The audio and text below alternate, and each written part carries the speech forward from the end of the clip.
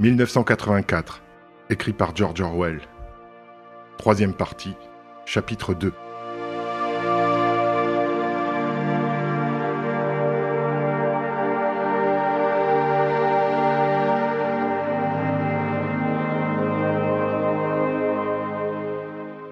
Winston était couché sur quelque chose qui lui donnait l'impression d'être un lit de camp, sauf qu'il était plus élevé au-dessus du sol.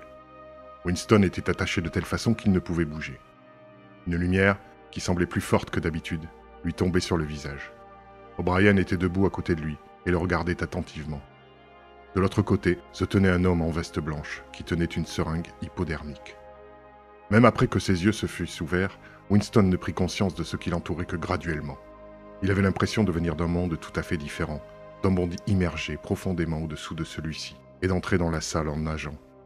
Il ne savait pas combien de temps il était resté immergé. Depuis le moment de son arrestation, il n'avait vu ni la lumière du jour, ni l'obscurité. En outre, la suite de ses souvenirs n'était pas continue. Il y avait des instants où la conscience, même le genre de conscience que l'on a dans le sommeil, s'était arrêtée net et avait reparu après un intervalle vide. Mais était-ce des jours, des semaines, ou seulement des secondes d'intervalle? Il n'y avait aucun moyen de le savoir. Le cauchemar avait commencé avec ce premier coup sur l'épaule.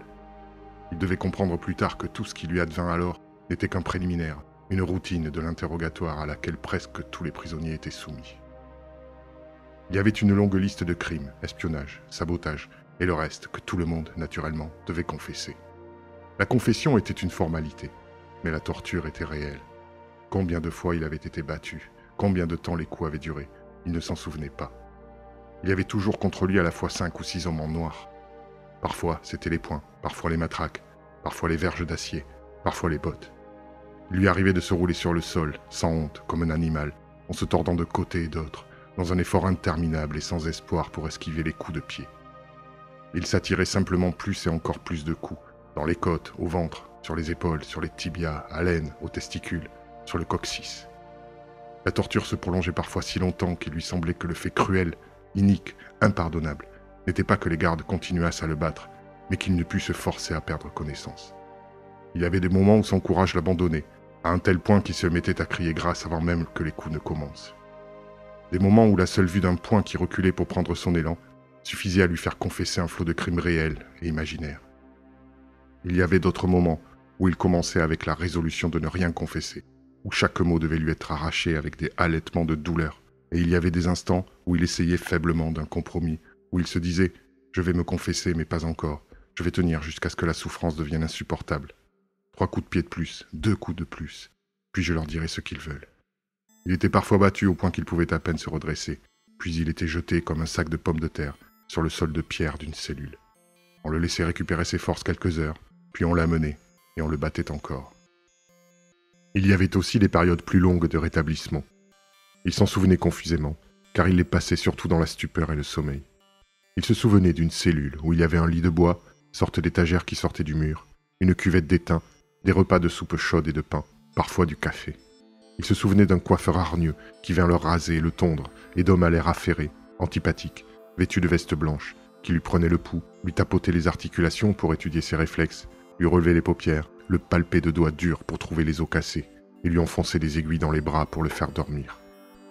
Les passages à tabac se firent moins fréquents, et devinrent surtout une menace, une horreur à laquelle il pouvait être renvoyé si ses réponses n'étaient pas satisfaisantes.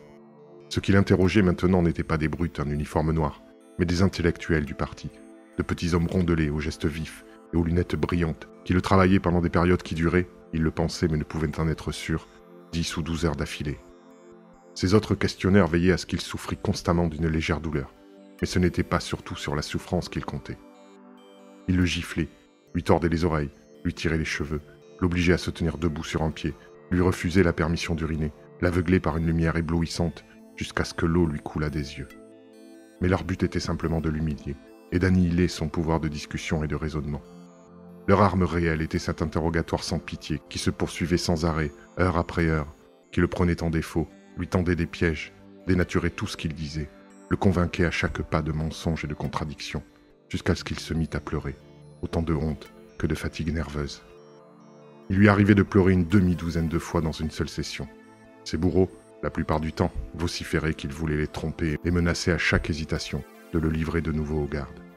Mais parfois, il changeait soudain de ton, lui donnait du camarade, en appelait à lui au nom de Langsock et de Big Brother, et lui demandait tristement si, même en cet instant, il ne lui restait aucune loyauté envers le parti qui pût le pousser à désirer défaire le mal qu'il avait fait.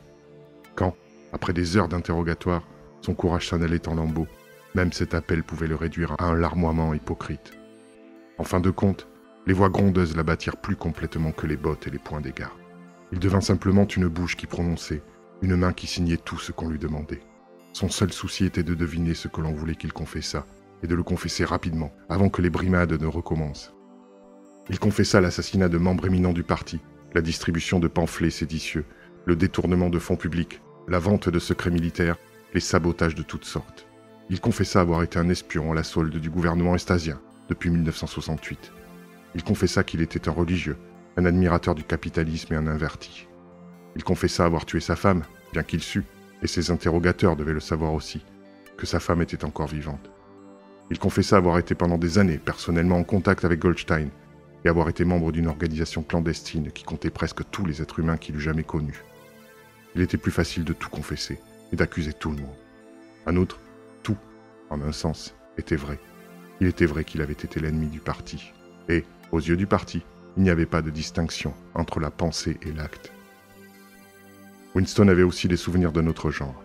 Ils se dressaient dans son esprit sans lien entre eux, comme des tableaux entourés d'ombre. Il se trouvait dans une cellule qui pouvait avoir été sombre ou claire, car il ne pouvait rien voir qu'une paire d'yeux. Il y avait tout près une sorte d'instrument dont le tic-tac était lent et régulier. Les yeux devinrent plus grands et plus lumineux. Il se détacha soudain de son siège, flotta, plongea dans les yeux et fut englouti.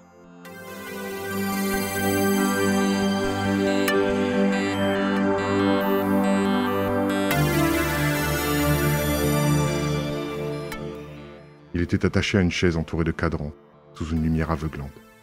Un homme vêtu d'une blouse blanche lisait les chiffres des cadrans. Il y eut un piétinement de lourdes bottes au dehors. La porte s'ouvrit en claquant.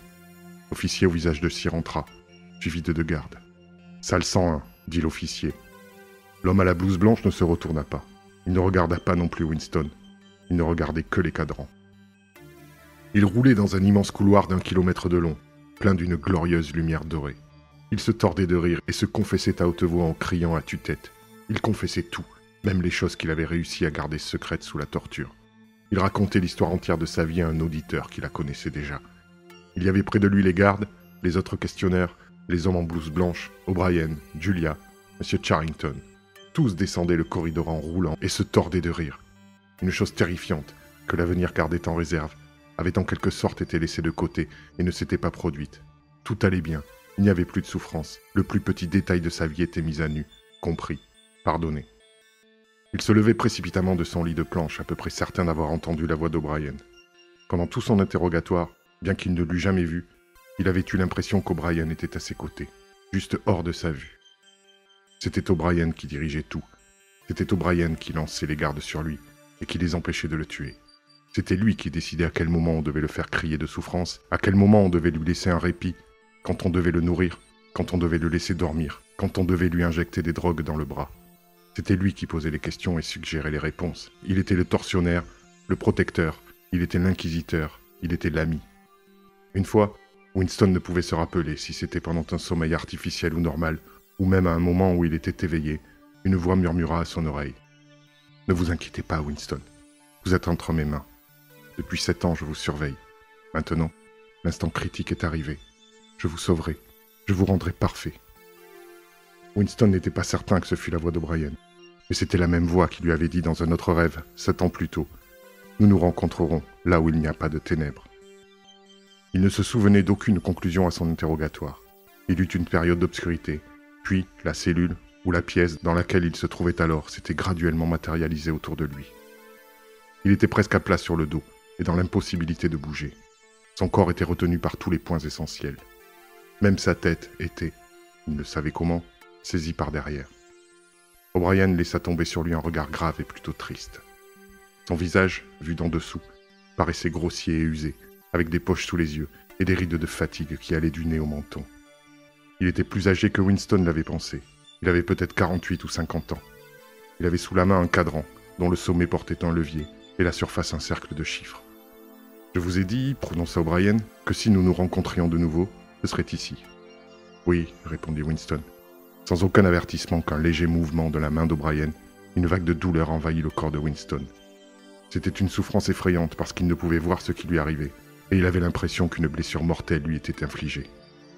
Il ne savait si la chose se passait réellement, ou si l'effet était produit électriquement. Et son corps était violemment tordu et déformé, ses articulations lentement déchirées et séparées.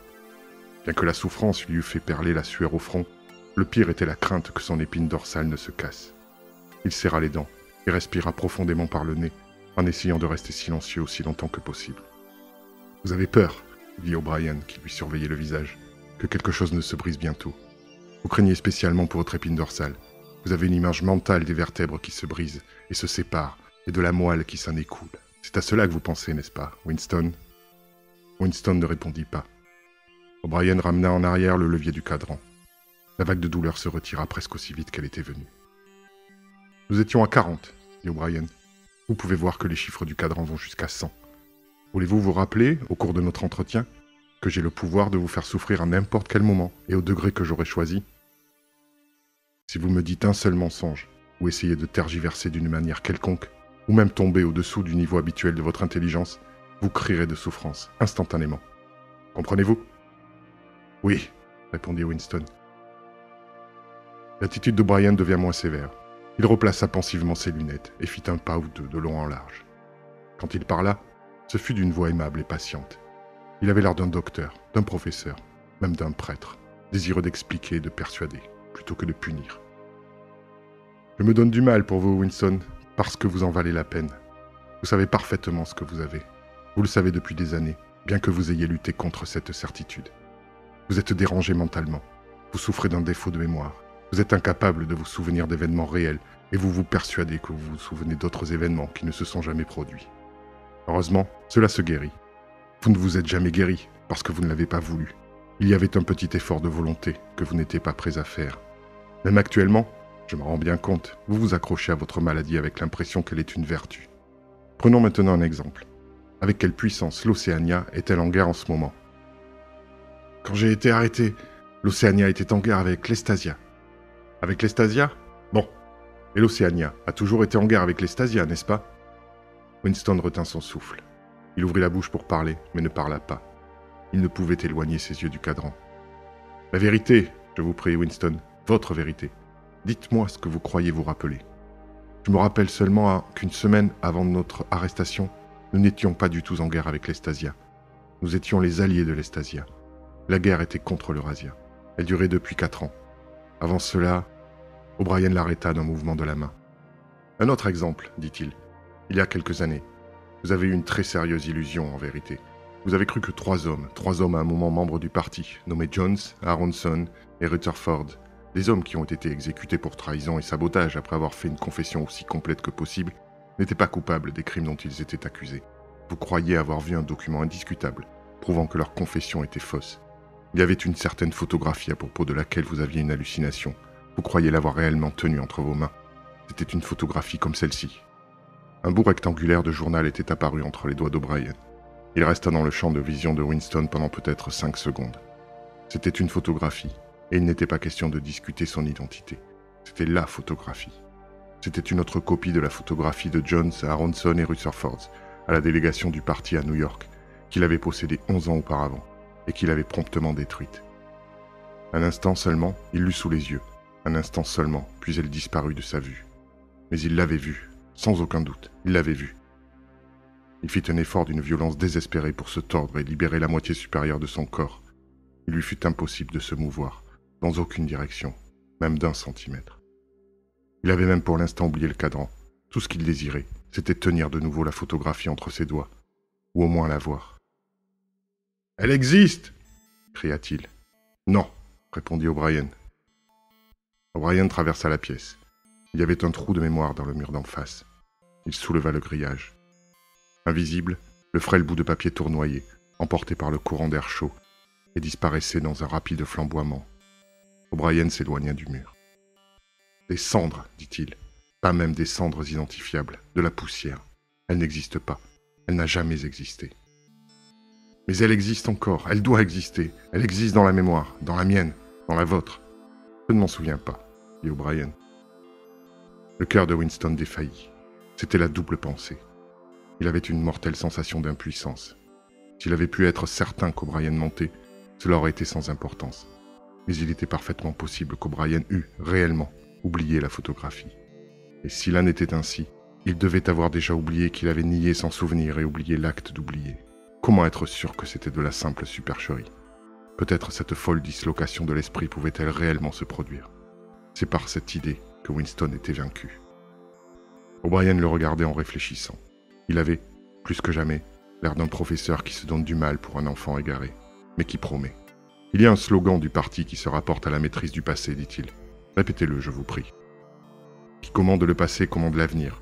Qui commande le présent commande le passé, répéta Winston, obéissant. Qui commande le présent commande le passé, dit O'Brien, en faisant de la tête une lente approbation. Est-ce votre opinion, Winston, que le passé a une existence réelle? De nouveau, le sentiment de son impuissance s'abattit sur Winston. Son regard vacilla dans la direction du cadran. Non seulement il ne savait lequel, de oui ou de non, le sauverait de la souffrance, mais il ne savait même pas quelle réponse il croyait être la vraie. O'Brien sourit faiblement. « Vous n'êtes pas métaphysicien, Winston, dit-il. Jusqu'à présent, vous n'avez jamais pensé à ce que signifiait le mot existence. Je vais poser la question avec plus de précision. Est-ce que le passé existe d'une façon concrète, dans l'espace? Y a-t-il quelque part, ou ailleurs, un monde d'objets solides où le passé continue à se manifester? Non. Où le passé existe-t-il donc, s'il existe? Dans les documents, il est consigné. Dans les documents et dans l'esprit, dans la mémoire des hommes. Dans la mémoire, très bien. Nous, le parti, nous avons le contrôle de tous les documents et de toutes les mémoires. Nous avons donc le contrôle du passé, n'est-ce pas? Mais comment pouvez-vous empêcher les gens de se souvenir? Cria Winston, oubliant encore momentanément le cadran. C'est involontaire, c'est indépendant de chacun. Comment pouvez-vous contrôler la mémoire? Vous n'avez pas contrôlé la mienne. L'attitude de O'Brien devint encore sévère. Il posa la main sur le cadran. Non, dit-il, c'est vous qui ne l'avez pas dirigé. C'est ce qui vous a conduit ici. Vous êtes ici parce que vous avez manqué d'humilité, de discipline personnelle. Vous n'avez pas fait l'acte de soumission dont le prix est la santé mentale. Vous avez préféré être un fou, un minus abens. L'esprit discipliné peut seul voir la réalité, Winston. Vous croyez que la réalité est objective, extérieure, qu'elle existe par elle-même. Vous croyez aussi que la nature de la réalité est évidente en elle-même. Quand vous vous illusionnez et croyez voir quelque chose, vous pensez que tout le monde voit la même chose que vous.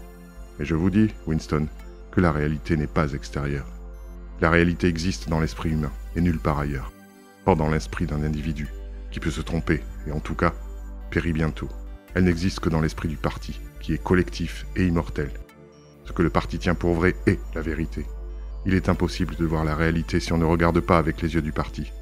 Voilà le fait que vous devez apprendre, Winston. Il exige un acte de destruction personnelle, un effort de volonté. Vous devez vous humilier pour acquérir la santé mentale. Il s'arrêta un instant, comme pour permettre à ce qu'il avait dit de pénétrer. Vous rappelez-vous, continua-t-il, avoir écrit dans votre journal « La liberté est la liberté de dire que 2 et 2 font 4 ». Oui, dit Winston. O'Brien présenta à Winston le dos de sa main gauche levée. Le pouce était caché, les 4 doigts étendus. Combien est-ce que je vous montre de doigts, Winston? 4. Le mot se termina par un halètement de douleur. L'aiguille du cadran était montée à 55. La sueur jaillie de son corps avait recouvert Winston tout entier. L'air lui déchirait les poumons et ressortait en gémissements profonds qu'il ne pouvait arrêter, même en serrant les dents. O'Brien le surveillait, 4 doigts levés. Il ramena le levier en arrière. Cette fois, la souffrance ne s'apaisa que légèrement. Combien de doigts, Winston? 4. L'aiguille monta à 60. Combien de doigts, Winston? 4. Que puis-je dire d'autre? 4. L'aiguille avait dû monter encore. Il ne la regardait pas. Le visage sourd et sévère et les 4 doigts remplissaient le champ de sa vision. Les doigts étaient dressés devant ses yeux comme des piliers énormes, indistincts, qui semblaient vibrer. Mais il y en avait indubitablement 4. Combien de doigts, Winston? 5. Non, Winston, c'est inutile. Vous mentez. Vous pensez encore qu'il y en a 4. Combien de doigts, s'il vous plaît? 4, 5, 4, tout ce que vous voudrez. Mais arrêtez cela, arrêtez cette douleur. Il fut soudain assis, le bras d'O'Brien autour de ses épaules. Il avait peut-être perdu connaissance quelques secondes. Les liens qui le retenaient couché s'étaient détachés. Il avait très froid, Il frissonnait sans pouvoir s'arrêter, ses dents claquaient, des larmes lui roulaient sur les joues. Il s'accrocha un moment à O'Brien comme un enfant, étrangement réconforté par le bras lourd autour de ses épaules. Il avait l'impression qu'O'Brien était son protecteur, que la souffrance était quelque chose qui venait de quelque autre source extérieure et que c'était O'Brien qui l'en sauverait. « Vous êtes un étudiant lent d'esprit, Winston, » dit O'Brien gentiment. « Comment puis-je l'empêcher, dit-il en pleurnichant. Comment puis-je empêcher de voir ce qui est devant mes yeux? 2 et 2 font 4. Parfois, Winston, parfois ils font 5. Parfois ils font 3. Parfois ils font tout à la fois. Il faut essayer plus fort. Il n'est pas facile de devenir sensé. » Il étendit Winston sur le lit. L'étreinte se resserra autour de ses membres, mais la vague de souffrance s'était retirée, et le tremblement s'était arrêté, le laissant seulement faible et glacé.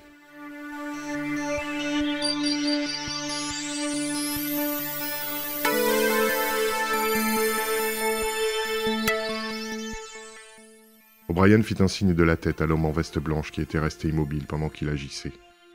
L'homme à la veste blanche se baissa et regarda de près les yeux de Winston, lui prit le pouls, appuya l'oreille contre sa poitrine, tapota çà et là, puis fit un signe d'assentiment à O'Brien. « Encore !» dit O'Brien.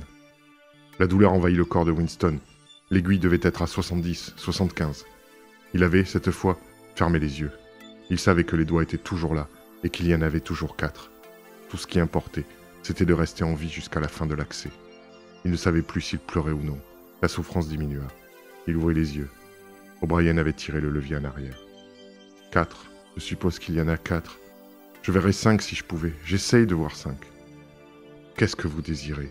Me persuader que vous voyez 5? Ou les voir réellement? Les voir réellement? Encore, dit O'Brien.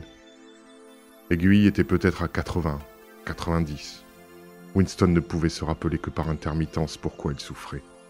Derrière ses paupières serrées, une forêt de doigts semblait se mouvoir dans une sorte de danse, entrer et sortir entrelacés, disparaître l'un derrière l'autre, réapparaître encore. Il essayait de les compter. Il ne se souvenait pas pourquoi. Il savait seulement qu'il était impossible de les compter, à cause d'une mystérieuse identité entre 4 et 5. La souffrance s'éteignit une fois de plus. Quand il ouvrit les yeux, ce fut pour constater qu'il voyait encore la même chose. D'innombrables doigts, comme des arbres mobiles, dévalés à droite et à gauche, se croisant et se recroisant. Il referma les yeux.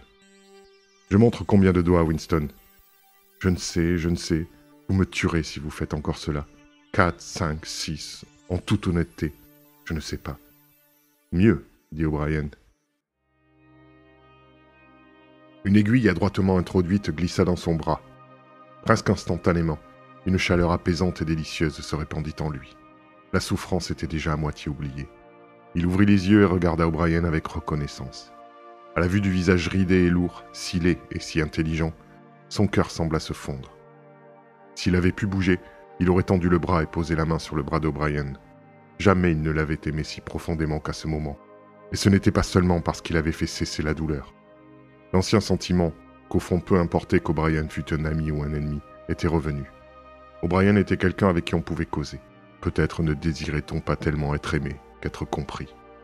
O'Brien l'avait torturé jusqu'aux limites de la folie, et dans peu de temps, certainement, l'enverrait à la mort. Cela ne changeait rien. Dans un sens, cela pénétrait plus profondément que l'amitié. Ils étaient des intimes. D'une façon ou d'une autre, bien que les mots réels ne seraient peut-être jamais prononcés, il y avait un lieu où ils pourraient se rencontrer et parler. Les yeux d'O'Brien, baissés vers lui, avaient une expression qui faisait penser qu'il avait la même idée. Quand il se mit à parler, ce fut sur le ton aisé d'une conversation. « Savez-vous où vous êtes, Winston ? » ?»« Je ne sais pas. Je peux deviner. Au ministère de l'Amour ? » ?»« Savez-vous depuis combien de temps vous êtes ici ? » ?»« Je ne sais pas. Des jours, des semaines, des mois. Je pense que c'est depuis des mois. » »« Et vous imaginez-vous pourquoi nous amenons les gens ici ? » ?»« Qu'ils se confessent ? » ?»« Non, ce n'est pas là le motif. Cherchez encore. »« Pour les punir ? » ?»« Non !» s'exclama O'Brien. Sa voix avait changé d'une façon extraordinaire, et son visage était soudain devenu à la fois sévère et animé. « Non, pas simplement pour extraire votre confession ou vous punir. Dois-je vous dire pourquoi nous vous avons apporté ici ? Pour vous guérir, pour vous rendre la santé de l'esprit. Savez-vous, Winston, qu'aucun de ceux que nous amenons dans ce lieu ne nous quitte malade ? Les crimes stupides que vous avez commis ne nous intéressent pas. Le parti ne s'intéresse pas à l'acte lui-même. Il ne s'occupe que de l'esprit. Nous ne détruisons pas simplement nos ennemis, nous les changeons. Comprenez-vous ce que je veux dire ? Il était penché au-dessus de Winston. Sa proximité faisait paraître son visage énorme, et Winston, qui le voyait d'en dessous, le trouvait hideux. De plus, il était plein d'une sorte d'exaltation, d'une ardeur folle. Le cœur de Winston se serra une fois de plus. Il se serait tapi au fond du lit s'il avait pu.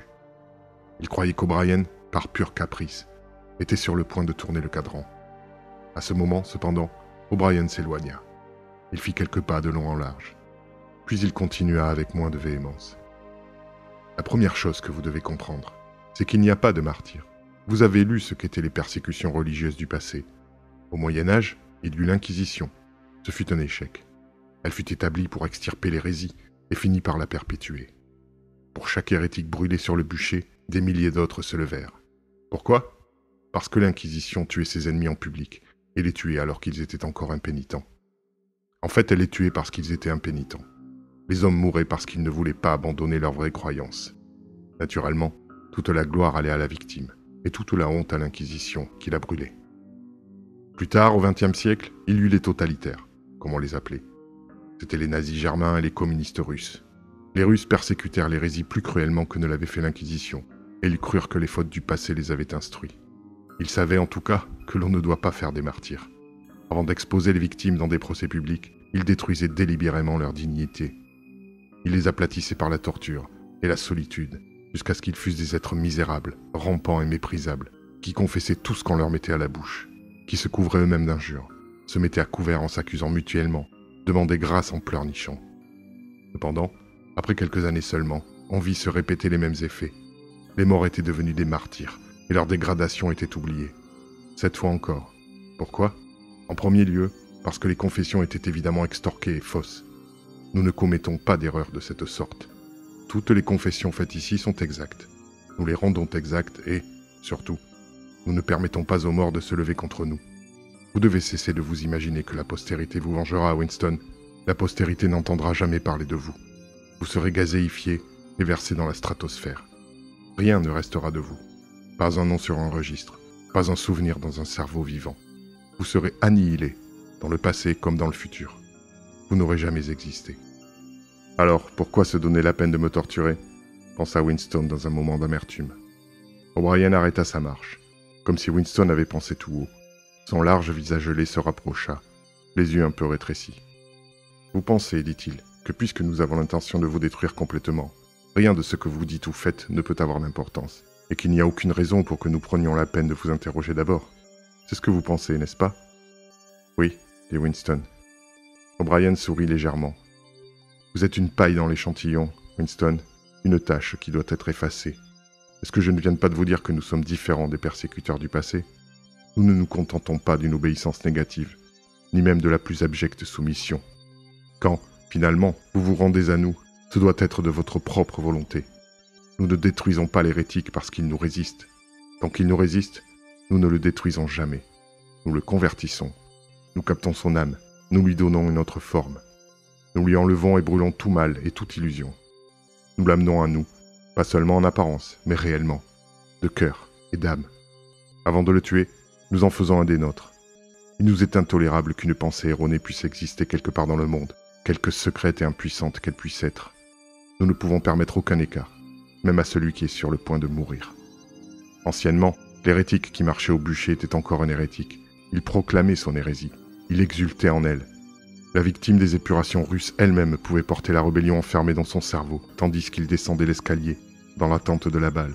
Nous rendons le cerveau parfait avant de le faire éclater. Le commandement des anciens despotismes était « tu ne dois pas ». Le commandement des totalitaires était « tu dois ». Notre commandement est « tu es ». Aucun de ceux que nous amenons ici ne se dresse plus jamais contre nous. Tous sont entièrement lavés. Même ces 3 misérables traîtres en l'innocence desquels vous avez cru un jour, Jones, Aronson et Rutherford. Finalement, nous les avons brisés. J'ai moi-même pris part à leur interrogatoire. Je les ai vus graduellement s'user, gémir, ramper, pleurer, et à la fin, ce n'était ni de douleur ni de crainte, c'était de repentir.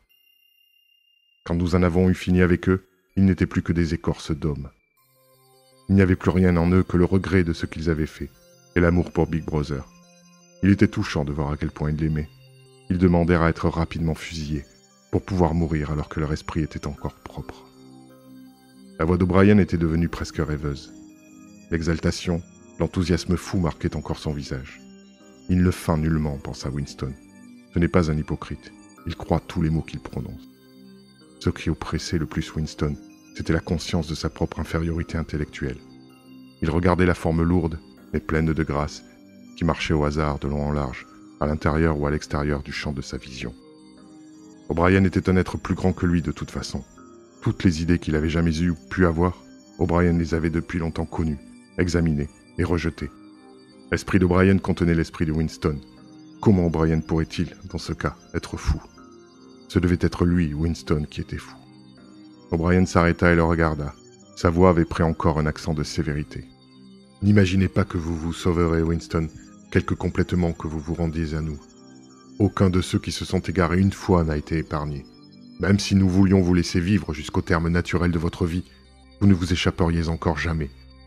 Ce qui vous arrive ici vous marquera pour toujours. Comprenez-le d'avance. Nous allons vous écraser jusqu'au point où il n'y a pas de retour. Vous ne guérirez jamais de ce qui vous arrivera, dussiez-vous vivre 1 millier d'années. Jamais plus vous ne serez capable de sentiments humains ordinaires. Tout sera mort en vous. Vous ne serez plus jamais capable d'amour, d'amitié, de joie de vivre, de rire, de curiosité, de courage, d'intégrité. Vous serez creux. Nous allons vous presser jusqu'à ce que vous soyez vide, puis nous vous emplirons de nous-mêmes. » Il s'arrêta et fit signe à l'homme à la veste blanche. Winston se rendit compte qu'un lourd appareil était poussé et placé derrière sa tête. O'Brien s'était assis à côté du lit, de sorte que son visage était presque au niveau de celui de Winston. « 3000, dit-il, en s'adressant par-dessus la tête de Winston à l'homme à la veste blanche. 2 coussinets moelleux, qui paraissaient légèrement humides, furent fixés contre les tempes de Winston. Il trembla. La souffrance allait recommencer, un nouveau genre de souffrance. O'Brien posa sur sa main une main presque rassurante et amicale. « Cette fois, cela ne vous fera pas souffrir, dit-il. Gardez vos yeux fixés sur les miens. » Il se produisit alors une explosion dévastatrice, ou ce qui lui parut être une explosion, bien que Winston ne fût pas certain qu'il y eût aucun bruit. Il y eut, indubitablement, un éclair aveuglant. Winston n'était pas blessé, il se sentait seulement prostré. Bien qu'il fût déjà couché sur le dos quand cela se passa, il avait l'impression curieuse qu'il se trouvait dans cette position parce qu'il avait été assommé. Un coup terrifiant, indolore, l'avait aplati. Il s'était aussi passé quelque chose dans sa tête. Tandis que ses yeux retrouvaient leur convergence, il se rappela qui il était, où il était, et reconnut le visage qui regardait le sien. Mais il y avait, il ne savait comment, un grand trou vide, comme si on lui avait enlevé un morceau de cerveau. « Cela ne durera pas, dit O'Brien. Regardez-moi dans les yeux. Avec quel pays l'Océania est-elle en guerre ?» Winston réfléchit. Il savait ce que signifiait l'Océania, et qu'il était lui-même citoyen de l'Océania. Il se souvint aussi de l'Eurasia et de l'Estasia, mais qui était en guerre et avec qui? Il ne s'en souvenait pas. En fait, il n'avait pas conscience qu'il y eut une guerre. « Je ne me souviens pas. » L'Océania est en guerre contre l'Estasia. Vous en souvenez-vous maintenant? Oui. L'Océania a toujours été en guerre contre l'Estasia, depuis le commencement de votre vie, depuis le commencement du parti, depuis le commencement de l'histoire. La guerre a continué sans interruption, toujours la même guerre. Vous rappelez-vous de cela? Oui. Il y a 11 ans, vous avez créé une légende au sujet de 3 hommes condamnés à mort pour trahison. Vous prétendiez avoir vu un fragment de papier qui prouvait leur innocence. Ce papier n'a jamais existé. Vous l'avez inventé, et vous vous êtes ensuite mis à croire à son existence. Vous vous rappelez maintenant l'instant même où vous l'avez tout d'abord inventé? Est-ce que vous vous en souvenez? Oui. Je viens de lever devant vous les doigts de ma main. Vous avez vu 5 doigts. Vous en rappelez-vous? Oui. O'Brien leva les doigts de sa main gauche en gardant son pouce caché. Il y a là 5 doigts. Voyez-vous 5 doigts? Oui. Et il les vit. Pendant une minute fugitive, tandis que dans son esprit le décor changeait, il vit 5 doigts, et il n'y avait aucune déformation. Puis, tout redevint normal. La vieille peur, la haine et l'étonnement revinrent ensemble. Mais il y avait eu un moment, il ne savait combien de temps, 30 secondes peut-être, de bienheureuse certitude, alors que chaque nouvelle suggestion d'O'Brien comblait un espace vide et devenait une vérité absolue, alors que 2 et 2 auraient pu faire 3, aussi bien que 5 si cela avait été nécessaire. Ce moment s'était effacé avant qu'O'Brien eût baissé la main, mais bien que Winston ne pût le retrouver, il pouvait s'en souvenir, comme on se souvient d'une expérience très nette, ayant eu lieu à une époque reculée de la vie, quand on était, en fait, une personne différente. Vous voyez maintenant, dit O'Brien, qu'en tout cas c'est possible. Oui, répondit Winston. O'Brien se releva, l'air satisfait. Winston vit à sa gauche l'homme à la blouse blanche qui brisait une ampoule et tirait en arrière le piston d'une seringue. O'Brien se tourna vers Winston avec un sourire. Presque comme anciennement, il assura sur son nez l'équilibre de ses lunettes. Vous souvenez-vous d'avoir écrit dans votre journal qu'il était indifférent que je sois un ami ou un ennemi, puisque j'étais au moins quelqu'un qui comprenait et à qui on pouvait parler? Vous aviez raison, j'aime parler avec vous. Votre esprit me plaît. Il ressemblerait au mien s'il n'avait été malade. Avant que nous mettions fin à la séance, vous pouvez me poser quelques questions si vous le désirez. N'importe quelle question? N'importe laquelle. Il vit les yeux de Winston posés sur le cadran. Il est éteint. Quelle est votre première question? Qu'avez-vous fait de Julia? O'Brien sourit encore. Elle vous a donné, Winston. Immédiatement. Sans réserve. J'ai rarement vu quelqu'un venir si promptement à nous. Vous la reconnaîtriez à peine. Toute sa rébellion, sa fourberie, sa folie, sa malpropreté d'esprit, tout a été brûlé et effacé. Ce fut une conversation parfaite, un cas de manuel. Vous l'avez torturée? O'Brien laissa cette question sans réponse. Question suivante, dit-il. Big Brother existe-t-il? Naturellement, il existe. Le parti existe. Big Brother est la personnification du parti. Existe-t-il de la même façon que j'existe? Vous n'existez pas, dit O'Brien. Une fois encore, un sentiment d'impuissance assaillit Winston. Il savait, ou pouvait imaginer les arguments qui prouvaient sa propre non-existence. Mais ils n'avaient pas de sens. C'étaient des jeux de mots. Est-ce que la constatation « vous n'existez pas » ne contenait pas une absurdité de logique? Mais à quoi bon le dire? Son esprit se contracta à la pensée des arguments fous et indiscutables avec lesquels O'Brien le démolirait. « Je pense que j'existe, dit-il avec lassitude. Je suis né, je mourrai. J'ai des bras et des jambes, j'occupe un point particulier de l'espace. Aucun autre objet solide ne peut, en même temps que moi, occuper le même point. Dans ce cas, Big Brother existe-t-il? Ce sens n'a aucune importance. Big Brother existe. Big Brother mourra-t-il jamais? Naturellement, non. Comment pourrait-il mourir? La fraternité existe-t-elle? Cela, Winston, vous ne le saurez jamais.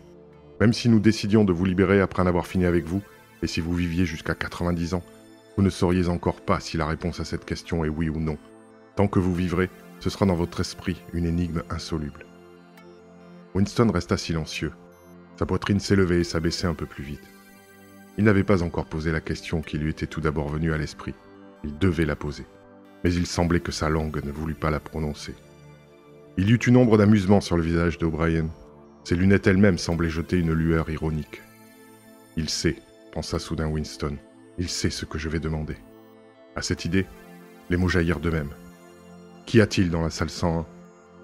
L'expression du visage d'O'Brien ne changea pas. Il répondit sèchement. « Vous savez ce qu'il y a dans la salle 101, Winston.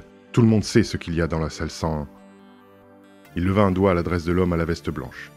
Évidemment, la séance se terminait. Une aiguille fut brusquement introduite dans le bras de Winston.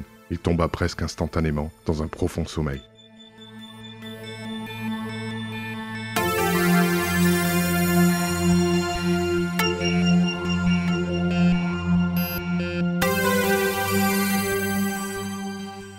Fin du deuxième chapitre de la troisième partie de 1984, écrit par George Orwell. En vous remerciant pour votre écoute et en vous invitant à vous abonner à la chaîne afin de soutenir notre travail et d'être mieux averti de la mise en ligne des prochains chapitres et des prochains livres audio. À bientôt sur Frisson d'hiver.